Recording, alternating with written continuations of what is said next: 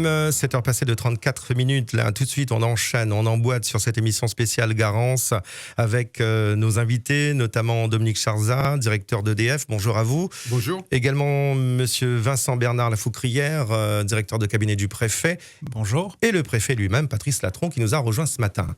Bonjour à toutes. Voilà, je ne vous ai pas cité, mais vous êtes avec nous. Ça fait plaisir de vous entendre. Merci beaucoup. Et puis, bien sûr, pour mener cette interview, notre journaliste Christophe Damour. Bonjour Christophe. Bonjour à tous. Bonjour messieurs. Merci d'être là ce matin. Alors, quelle est la situation là aujourd'hui après Garance ?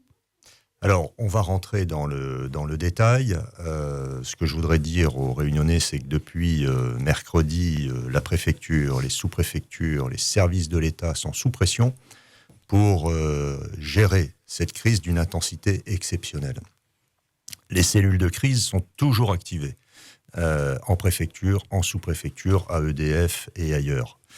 Il y a de nombreuses priorités. Je suis allé sur le terrain. Il y a des équipes des forces armées, des sapeurs-pompiers en renfort qui sont aux côtés des Réunionnais pour bâcher des maisons, pour dégager des axes.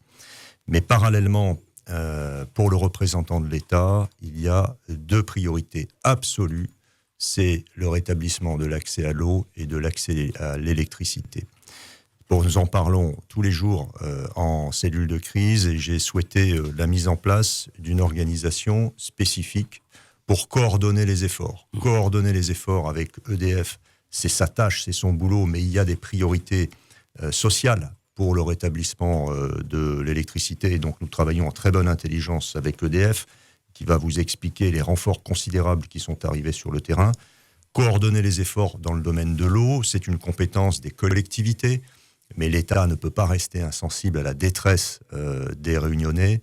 Et donc, il s'agit de coordonner. Et là où on ne peut pas rétablir, d'aider à l'envoi de packs de bouteilles d'eau. Donc, il y a deux cellules spécifiques, une sur l'électricité, une sur l'eau, qui se réunissent quotidiennement en préfecture. Et ce que j'ai souhaité et que je suis venu lancer ce matin sur Freedom, c'est mettre en place une quotidienne tous les matins sur votre antenne. Nous viendrons rendre compte aux Réunionnais de nos difficultés, mais aussi des progrès dans le domaine du retour à l'eau et à l'électricité. Monsieur le préfet, on disait que ça faisait des années, depuis Génie, qu'on n'avait pas vu un tel phénomène. Est-ce que vous confirmez ? Alors moi, j'ai pas connu Génie. Moi, je suis là depuis 4 mois. Mais je confirme, quand vous voyez 21 pylônes basse tension tomber par terre, ça n'est jamais arrivé. Et les dégâts, moi, il me semble que les dégâts que j'ai pu constater sur le terrain sont d'une nature exceptionnelle. La détresse est immense sur le terrain.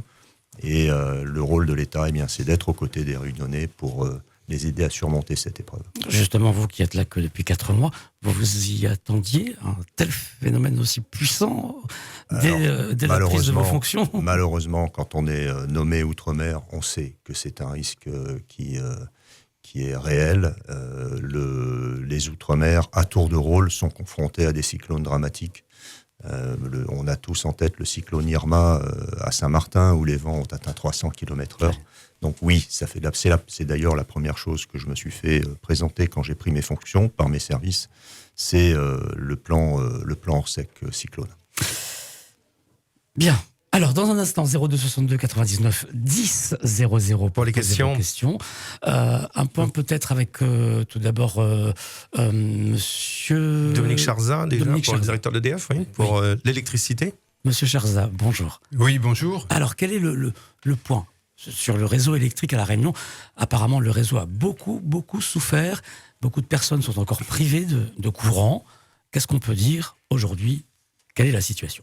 Alors là, je vous confirme que le réseau a beaucoup souffert et qu'effectivement, depuis 50 ans qu'EDF est à La Réunion, on n'avait jamais connu de tels dégâts sur le réseau électrique suite à le passage d'un cyclone.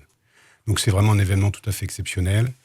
Monsieur le préfet rappelait le fait qu'on a perdu une ligne majeure pour l'alimentation électrique de La Réunion, la ligne qui permet à la centrale hydraulique de Rivière-de-l'Est d'injecter sa production sur le système électrique de La Réunion.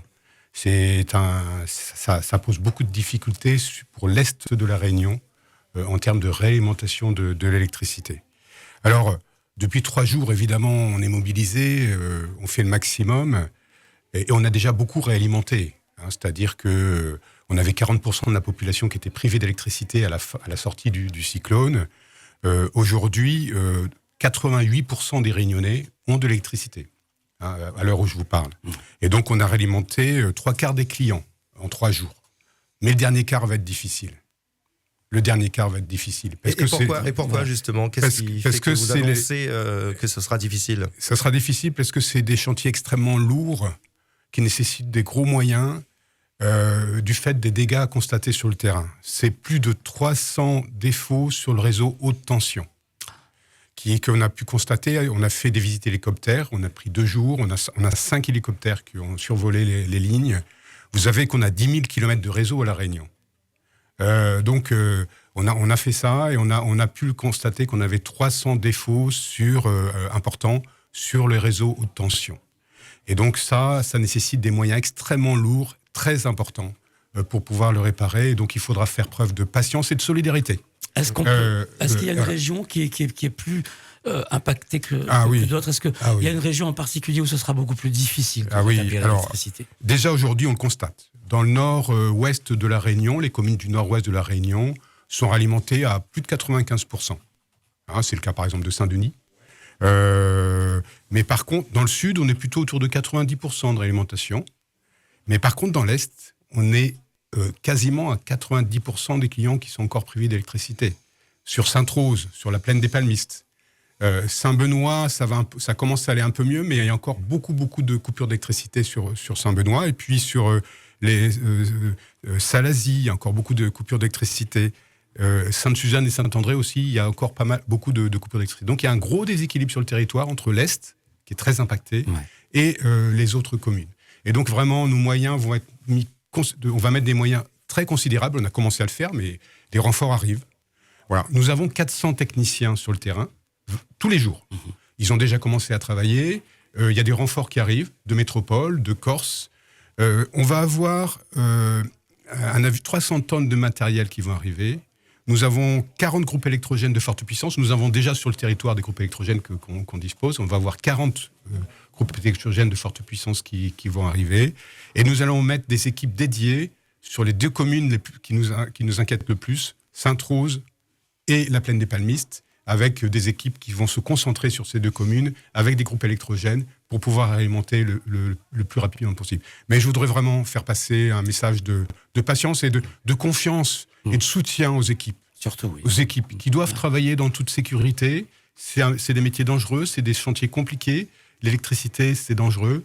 Et voilà, mais je voudrais dire aux Réunionnaises et Réunionnais que vraiment, ils peuvent compter sur la mobilisation totale, complète, d'EDF et du groupe EDF, et que les moyens qu'on met en œuvre sur la Réunion et qui arrivent sont de même niveau que ce qui a été mis en œuvre pour Mayotte suite à Chigo. Donc une très forte mobilisation d'EDF. Alors, l'électricité, certes, mais il n'y a pas que l'électricité. Il y a l'eau. Il y a aussi l'eau. Alors, monsieur Vincent Bernard Lafaucrière. Vous êtes le directeur du cabinet du préfet. Concernant l'eau, où est-ce qu'on en est?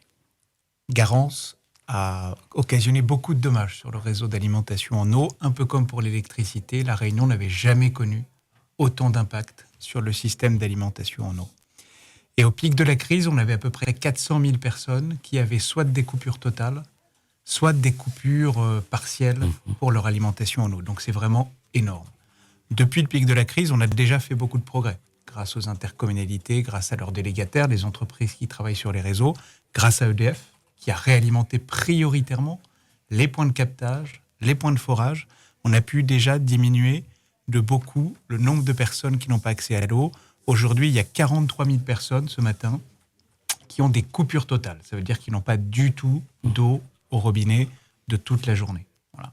Et en plus de ces 43 000 personnes, donc ça représente 5% des Réunionnais, il y a 210 000 personnes qui ont des coupures, ce qu'on appelle des coupures partielles. Ça veut dire qu'ils peuvent avoir de l'eau le matin, mais pas le soir ou en cours de journée. Voilà. Donc ça fait 250 000 personnes qui ont encore soit des coupures totales, soit des coupures partielles. Donc ça fait déjà une diminution assez importante. C'est pas suffisant, mais ça va s'améliorer de manière assez nette dans les prochaines heures, les prochains jours, notamment grâce aux actions qu'on a mises en place à la cellule de crise. C'est vraiment le fait de prioriser avec EDF le rétablissement électrique de ces points de captage et puis de travailler sur les réseaux. Et voilà, on pense que d'ici vraiment quelques heures ou quelques jours, on va pouvoir progressivement réalimenter les zones qui sont encore sinistrées. Dominique Charzat, vous n'avez pas annoncé de chiffres concernant le nombre d'abonnés n'ayant pas d'électricité à ce jour. Vous dites combien, vous, de votre côté? On dit 50 000. Hier soir, on a communiqué sur 50 000 foyers, donc 12% de la population qui sont privés d'électricité. D'accord. Vous disiez que vous étiez en train de mettre en place des moyens colossaux à EDF, monsieur Charzat. Oui. Ouais. Oui, ce sont 400 techniciens. C'est évidemment nos équipes sont doublées en fait, avec nos prestataires qui sont mobilisés, plus les renforts qui arrivent de métropole. Alors ils arrivent progressivement, évidemment, ils ne sont pas encore tous arrivés, mais cette semaine ils seront tous arrivés. C'est du matériel, des groupes électrogènes. Ça va être probablement aussi un hélicoptère un Super Puma, qui vont nous aider pour la réparation des lignes haute tension, 63 000 volts. C'est aussi des conseillers, ça c'est important pour la population, qui répondent au téléphone au 0800 333 974 24h/24, 7 jours sur 7. Nous avons 60 conseillers et on renforce les équipes pour pouvoir répondre à la population sur notre accueil dépannage. Alors, voilà. Juste un mot sur l'accueil des panaches, justement, puisque vous avez annoncé effectivement il y a quelques jours 60 personnels donc présents pour répondre au téléphone. Et apparemment, il y a encore des personnes qui n'arrivent pas à joindre ce numéro. Comment on l'explique? Il y a vraiment un standard qui explose à ce moment-là, ou qu'est-ce qu'on peut dire aux auditeurs qui n'arrivent pas à vous joindre finalement à ce numéro? D'abord, il faut dire aux auditeurs qu'on sait qu'il y a des coupures d'électricité, on les connaît. Donc on n'a pas besoin qu'ils nous appellent pour nous signaler qu'ils sont privés d'électricité. On le sait, on a installé des compteurs numériques qui sont communicants. Et donc tous les jours, on est capable de savoir qui est alimenté, qui n'est pas alimenté. Vous parlez des compteurs style Linky, effectivement. Voilà. Et on a 96% des foyers qui sont équipés de compteurs numériques. Et donc, on a une très bonne visibilité, finalement, des clients qui sont privés d'électricité. Ouais, vous avez une belle couverture quand même, 96%. Voilà, d'accord. Voilà. Par contre, on est intéressé par toutes les informations qui nous aident. Les problématiques de sécurité, notamment. Ça a été notre priorité, de mettre en sécurité les réseaux. Il y a des endroits où il y avait des câbles qui empêchaient la circulation. Donc, ça a été notre priorité. Et les appels qui nous ont signalé les endroits dangereux. Alors, attention, ne pas confondre le télécom et l'électricité. Oui. Pour éviter qu'on mobilise des moyens pour rien. Je pense qu'on n'a pas besoin de perdre du temps. Voilà. Donc ces signalements nous sont très utiles. Voilà. Donc, mais il n'est pas utile de nous appeler pour signaler des pannes d'électricité. Nous les connaissons. Nous les connaissons. Nous avons cette information. Voilà. Bon, toujours est-il que cet appel, effectivement, ce numéro est très, très sollicité. On a traité 15 000 appels. On a traité 15 000 appels. Et on remercie Freedom. Parce que aussi, vous avez un rôle important pour faire passer de l'information et aussi pour nous signaler des cas difficiles. Et c'est aussi notre relation avec les collectivités locales qui est importante.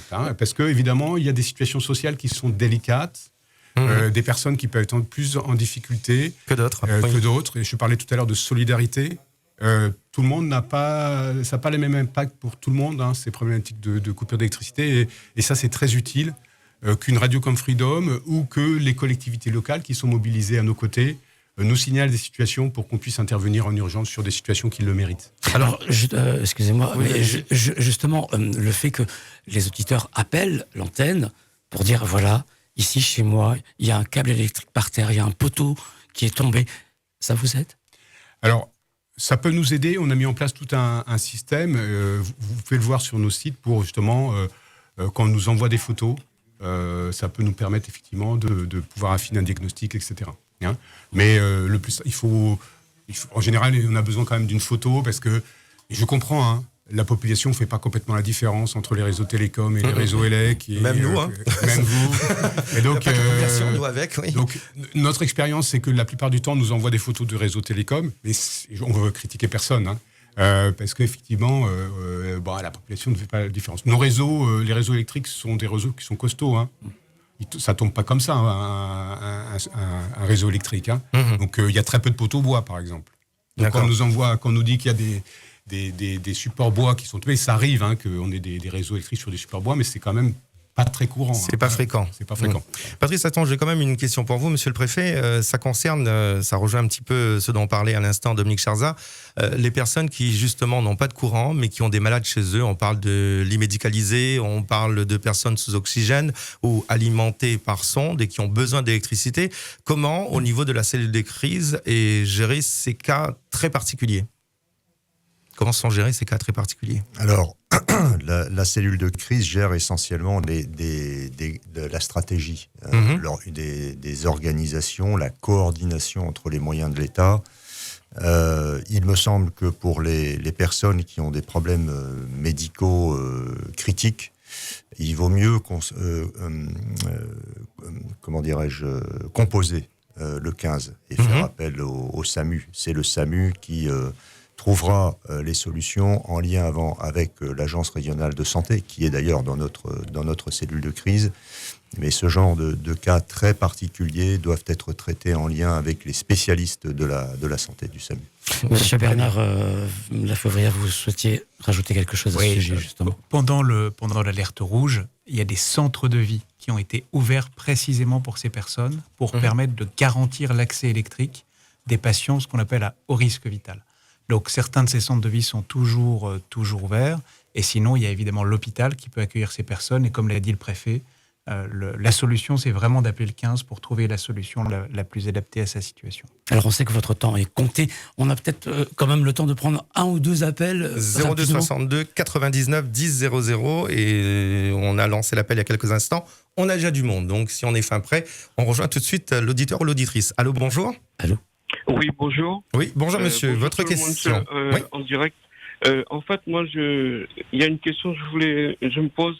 Ça fait un moment, on est au milieu d'un groupe d'habitation à Mogaya. Oui. Tout le tour, on a l'électricité, nous, on n'en a pas. Enfin, un groupe d'habitation, je dis bien. Mais pour moi, ce qui est plus urgent, il y a une dame qui habite derrière sur moi. Je peux la nommer, elle m'a dit, elle m'autorise. Elle s'appelle Madame Boyer. Alors, qu'est-ce qui se passe pour cette dame, dites-nous ? Elle est condamnée chez elle parce qu'elle n'a pas l'électricité, son portail est automatique et elle suit des traitements médicaux. Le secours ne peut pas ni entrer ni sortir. Pour pouvoir la rendre visite, je passe par le toit. J'ai eu quelqu'un de l'EDF, une dame, elle m'a dit d'appeler l'ARS. On a essayé vainement, moi et la dame en question. Ça répond pas du tout. Alors, monsieur, juste, je vais pas répondre, mais juste pour essayer de bien comprendre les choses, au niveau de ce portail automatique, il n'y a pas de position manuelle, on ne peut pas l'ouvrir autrement. Oui, il y a une position manuelle, mais monsieur, même pas un bracardier ne peut pas passer. D'accord, ok. Donc, on peut passer en biais un corps tout seul, mais ça n'ouvre pas plus que ça. D'accord, donc comment les secours peuvent intervenir dans ces cas-là ? C'est un petit peu votre question. Oui, c'est ça, mais l'ennui, c'est que cette dame, elle est suivie médicalement, elle est toute seule. Elle est vraiment, quelque part, elle est terrorisée, elle est toute seule, elle peut tomber et tout. D'accord, monsieur, ce que je fais dans un premier temps... Juste la question, excuse-moi. Oui, allez-y. Pourquoi on ne peut pas nous dire, au milieu, à Montgaillard, sur Maître de la Vierge, on ne peut pas avoir d'électricité. Tout le temps, il y en a, mais qu'à ce secteur, on n'en a pas. D'accord. Et moi, c'est la deuxième fois. Mais là, pendant 12 jours, je n'avais pas l'électricité. Alors, monsieur, j'ai bien compris votre question. Je l'écoute un petit peu parce qu'on a l'essentiel et je note votre numéro de téléphone également concernant la situation de cette dame, puisqu'on va également relayer cette information auprès du 15. C'est une question que j'allais renvoyer vers vous, messieurs, justement, ces histoires où il y a du courant autour. Et puis au milieu, on sait que c'est sur le même réseau. C'est une question qui va certainement vous concerner, le directeur d'EDF, Dominique Charza. Comment on explique ça à nos auditeurs ? Parce que très souvent, ils sont en colère, impatients, au toit Néna et même à la pointe. Voilà. C'est assez simple à comprendre en fait. On a 3 réseaux. On a un réseau très haute tension, j'en ai parlé tout à l'heure, les autoroutes d'électricité. Et puis ensuite, on a un réseau haute tension, ce sont les routes départementales, les routes nationales de l'électricité. Et puis ensuite, on a un réseau basse tension, c'est le dernier kilomètre, c'est les petits quartiers. Donc aujourd'hui, on réalimente les réseaux haute tension. Donc aujourd'hui, ce qui se passe, c'est qu'on a réalimenté le réseau à haute tension dans cette zone-là, mais il reste un incident, un défaut sur le réseau basse tension, qui concerne les réseaux de haute tension, c'est plusieurs centaines de foyers qu'on réalimente en une intervention. D'un seul coup. D'un seul coup. Les réseaux basse tension, c'est quelques dizaines en une seule fois, c'est beaucoup moins. Et donc forcément, les moyens d'EDF sont mis là où on réalimente le plus vite le plus grand nombre de personnes. Et en début de crise, c'est ce qu'on fait. Donc aujourd'hui, nos efforts, et heureusement qu'on fait ça, sinon on n'aurait pas réalimenté 3/4 des Réunionnais. Si on commençait à se disperser sur quelques petites pannes, si on mettait des moyens sur les quelques petites pannes, et bien sûr, on ne réalimenterait pas massivement la population. Ça prendrait beaucoup plus de temps. On n'aurait pas 88% des Réunionnais qui étaient alimentés si on n'avait pas cette stratégie. Donc nos ressources, nos moyens sont priorisés très nettement sur l'eau, ça a été dit, mais également sur les réseaux haute tension. Tout à l'heure, je vous disais qu'il y avait 300 chantiers sur ce réseau haute tension. Donc c'est là-dessus qu'on met nos efforts. Et donc effectivement, les petites pannes, comme ça a été cité par l'auditeur, on ne met pas de moyens, on le fera ensuite, dans un deuxième temps. Voilà, donc je voudrais juste dire ça. Bon, l'exemple, c'est Saint-Denis, 15% des foyers sont réalimentés à Saint-Denis. On est à moins de 10% sur Sainte-Rose. Donc ça, je pense que les auditeurs peuvent le comprendre. Sur le secteur de Sainte-Rose, bien évidemment. Qu'on mette nos moyens sur l'Est et sur ces communes. Voilà. Maintenant, il y a des situations d'urgence, effectivement. Il faut qu'on soit capable également de les prendre en compte. Alors justement, situation d'urgence, il y a cette dame, le cas de cette audite. Cette dame, on est obligé de passer par le toit. Pour cette dame, je reprends la main pour cette dame. La solution, pour le coup, à mon avis, n'est pas le 15, mais plutôt le 18, c'est-à-dire les sapeurs-pompiers. Je vais récupérer le numéro de téléphone que vous avez noté et je vais demander tout de suite, en sortant d'ici, aux sapeurs-pompiers d'aller rendre visite à cette dame et de décoincer son portail. D'accord. Bon, j'ai bien noté le numéro de téléphone, je vous le transmets juste après cette émission. On a encore un petit peu de temps, messieurs, je profite de vous. 02 62 99 10 00. Encore une question, Freedom, bonjour. Allô. Oui, bonjour monsieur, bonjour à tous. Allez-y monsieur, on vous écoute. Question à monsieur, alors je crois que j'ai compris que c'était le monsieur d'EDF là. Dominique Charza, directeur d'EDF, oui. Voilà, on comprend que toutes les équipes d'EDF sont mobilisées. J'allais dire, moi j'appelle plutôt par curiosité, j'habite dans les hauts de la rivière Saint-Louis. Oui. La municipalité essaye tant bien que mal de communiquer que, sur le quartier du Tapage, apparemment, les perspectives de remise en état du réseau électrique ne seraient pas très précises pour l'instant, sauf que dans les communiqués et tout, j'allais dire, sauf si j'ai pas vu, mais on parle jamais de la commune de Saint-Louis. Donc du coup, la question c'est surtout sur les hauteurs de Saint-Louis qui apparemment sont difficiles d'accès. Qu'est-ce qui est prévu? J'ai vu des techniciens d'EDF hier qui me disaient que ça avait pas l'air d'être pour maintenant. Donc juste avoir un peu plus de précision en fait, voilà. Merci pour cette question, monsieur. Secteur de Saint-Louis, on s'inquiète. Dominique Charza. Ouais, écoutez, je prends, je ne sais pas comment je peux donner cette information. Vous comprenez bien que je n'ai pas une visibilité complète des centaines de chantiers qu'on réalise tous les jours. Voilà, mais bien entendu, Saint-Louis, comme les autres communes de la Réunion, sont concernées, vous voulez dire. Sont concernées, et on a réalimenté des clients sur toutes les communes de la Réunion. Je vous ai dit juste, on avait un problème particulier sur les communes de l'Est, Sainte-Rose, parce qu'on a une situation technique plus complexe sur les communes de Sainte-Rose, de la plaine des Palmistes et un petit peu de Saint-Benoît. Sur tous les autres communes, on est, on va dire, sur des modalités assez classiques de dépannage.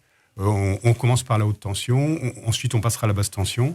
Voilà, donc je ne sais pas très bien l'exemple de citer, est-ce que c'est une panne sur le réseau basse tension, donc ça va attendre encore un petit peu. Si c'est une panne sur le réseau basse tension, il faut que les personnes soient un peu patientes. Alors justement, les informations que vous avez par rapport aux 24 communes, vous les transmettez au maire notamment? Ah oui, alors on a une organisation... Oui, pardon. Oui, allez-y, Dominique Charza. On a une organisation effectivement spécifique, on a une cellule...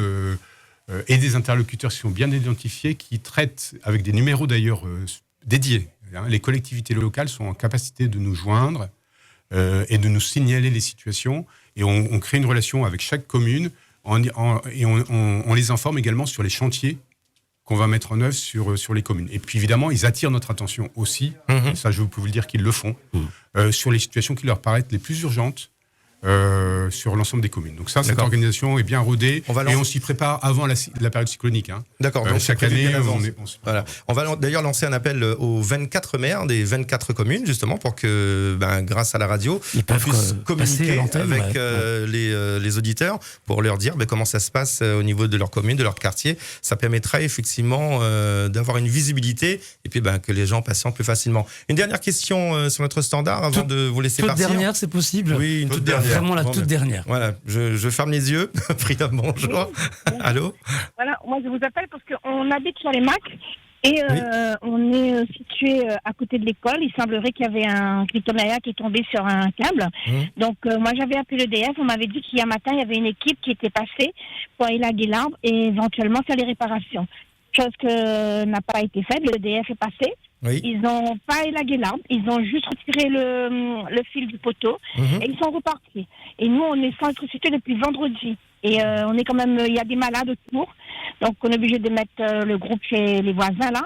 Mais nous, on n'a pas de groupe, on peut pas laver, on peut pas. Ouais, votre question, c'est de savoir un peu comment ça fonctionne, comment ça se passe. Quoi. En fait, l'EDF me dit qu'il y a une intervention depuis hier et apparemment, il n'y a personne. D'accord, la question est posée. Monsieur Madame, Charza merci. va Alors, répondre Dominique rapidement Charza, à cette oui. dame.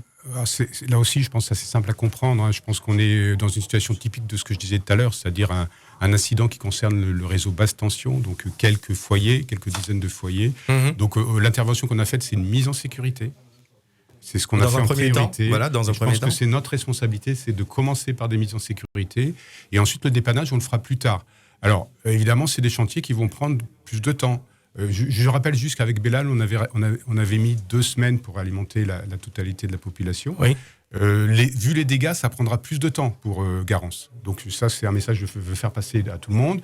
Ça va être plus long. Il faut que, évidemment, tout le monde s'organise dans des situations comme décrites par Madame, pour patienter. Hein. On va mettre nos moyens d'abord sur les réseaux de tension. Si je comprends bien, ceux qui sont dans les quartiers non alimentés ont plus de chances d'être alimentés avant les derniers qui se retrouvent entre 2 maisons, notamment. Voilà, hein. C'est un peu ça, l'explication. On termine par les branchements, isolés, voilà. les cas isolés, les petites pannes qui prennent pas mal de temps. Hein. Il faut avoir une idée. Hein. Souvent, pour alimenter un client, il nous faut une nacelle, une équipe de 2 personnes qui vont prendre 2 heures pour un client. Ouais. Donc vous comprenez qu'au stade où on en est aujourd'hui, nos ressources, on va les mettre à des endroits pour alimenter des milliers de clients sur une seule intervention. Alors, on va laisser peut-être un petit mot, monsieur le directeur du cabinet, non ? Alors moi, ce que je voulais vous dire, c'est que dans les secteurs où il n'y a pas d'accès à l'eau potable, il y a des mairies qui organisent des distributions, parce que l'eau, c'est vraiment un bien essentiel. Donc je pense notamment à Saint-Benoît. Il y a un travail énorme qui est fait à Saint-Benoît, et la mairie distribue des packs d'eau pour chaque foyer dans les maisons de quartier. Donc voilà, et à Saint-Denis également, dans les mairies annexes, des quartiers qui sont coupés d'eau potable. Voilà, donc il ne faut pas hésiter. Mais ce n'est pas systématique, monsieur Vincent Bernal-Foucria. Ce n'est pas systématique cette distribution, parce qu'on sait que tous les quartiers sont concernés par ce problème d'eau. Mais là, vous dites Saint-Benoît, Saint-Denis. Donc, c'est pas. C'est les communes les plus touchées. Les communes les plus touchées. Donc, les maires, les intercommunautés ont souhaité prendre leurs responsabilités, commander des packs, des containers. C'est à la discrétion de la mairie, alors, du coup. Oui, bien sûr. Et nous, on les aide. On les aide à trouver ces eaux. On discute avec les producteurs, ceux que vous connaissez, Australine, Edena. Voilà. Et donc, on leur met à disposition ces packs d'eau et eux, ils les distribuent là où on sait que les habitants vont avoir des difficultés à en trouver par eux-mêmes. On va laisser le mot de la fin, la conclusion à monsieur Patrice Latron, préfet de La Réunion. Monsieur le préfet. Voilà, je voulais dire, c'est insupportable de ne pas avoir l'eau et l'électricité. Ce sont des besoins vitaux que d'en disposer. Donc je suis conscient de la détresse, encore une fois, de ceux qui en sont dépourvus. Je veux avoir une pensée pour eux, beaucoup d'empathie.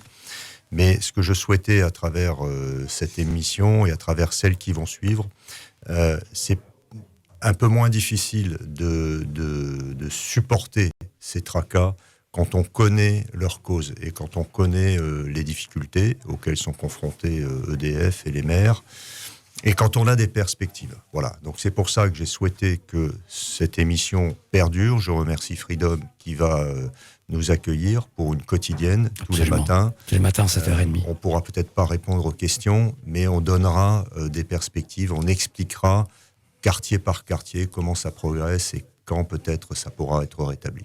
Voilà, et je souhaite vraiment bon courage à tous ceux qui sont dans la peine. J'ai une dernière question pour vous, Patrice Latron. Je vous libère après, promis juré. Que répondez-vous à la colère de ceux qui disent on en a marre, on est 100 ? Parce que vous venez de l'expliquer, c'est vrai, mais vous leur répondez quoi finalement ? Puisque on a des appels tous les jours, il y a des auditeurs qui sont complètement dépassés par l'événement.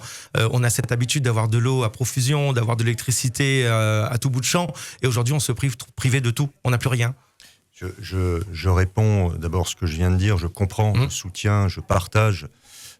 Et je réponds que la totalité des moyens disponibles sont engagés. On a une crise majeure et vraiment tout le monde est dédié à cette tâche de rétablissement de l'eau et de l'électricité. Ouais, ben nous on restera en direct permanent tant que les derniers n'auront pas de courant et pas d'eau, tout comme vous de votre côté, sous tension, on le sera ensemble justement. Merci beaucoup Patrice Latran, préfet de la Réunion, merci également Vincent Bernard Lafaucrière et Dominique Charzat, directeur d'EDF, également vous Christophe Damour qui nous avez accompagné. Merci à vous tous. Messieurs, 02 62 99 12 00, dans quelques instants, vous aurez la parole également, chers auditeurs, chères auditrices, le standard à notre disposition. Voici l'heure qui vous est donc